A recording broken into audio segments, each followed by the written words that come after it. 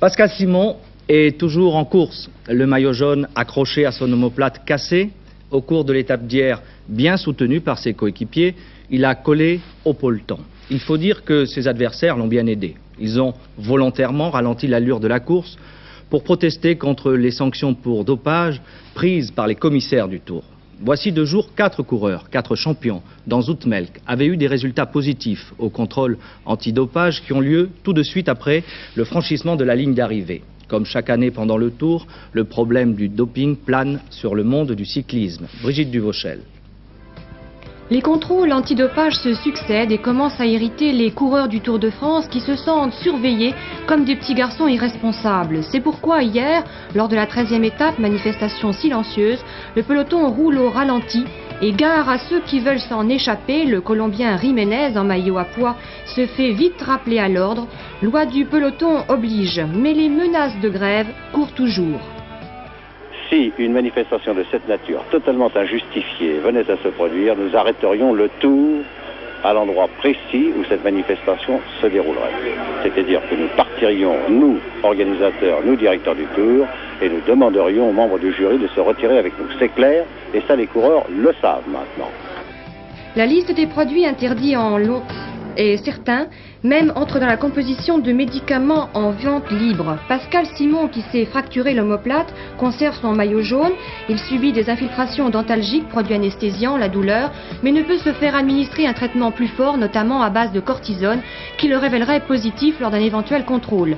Quoi qu'il en soit, dans une épreuve aussi exigeante, état de fatigue assez prononcé. Et bon, donc je suis allé voir, j'ai voulu contacter mon médecin habituel, il n'était pas là. Je suis allé voir un autre médecin généraliste comme n'importe qui peut le faire. Il m'a ausculté et m'a dit ben, la seule solution c'est ce produit. Bon, je savais que ça faisait partie des produits interdits, mais je ne pensais pas qu'on pouvait le trouver si longtemps dans les urines. Je savais qu'on le trouvait plus longtemps que certains produits, mais pas sur une durée aussi longue.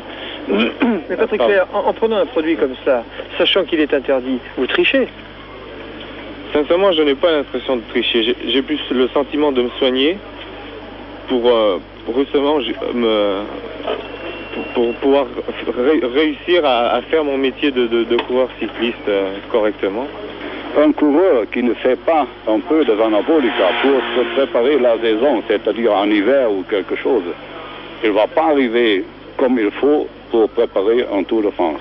C'est-à-dire, après mon avis, après mon expérience de 20 ans, 30 ans, il faut prendre ce qu'on doit prendre pour augmenter la performance. C'est-à-dire, sans anabolica, en petite dose, parce que ça, je dois ajouter, les coureurs, ils savent pas, ils sont pas capables de faire des bêtises avec des anabolica, parce que si un coureur prend trop, il est bloqué, ça fait mal peut-être pendant une semaine.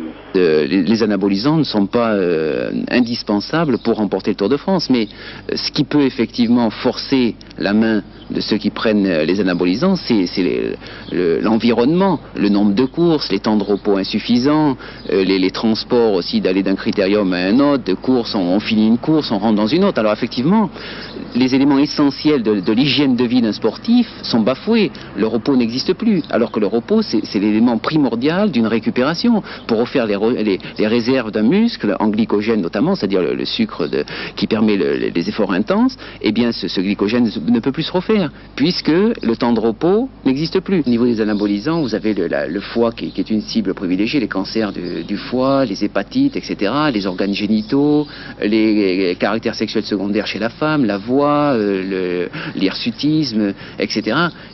Donc c'est une destruction, c'est un peu comme si vous mettez le feu à votre maison.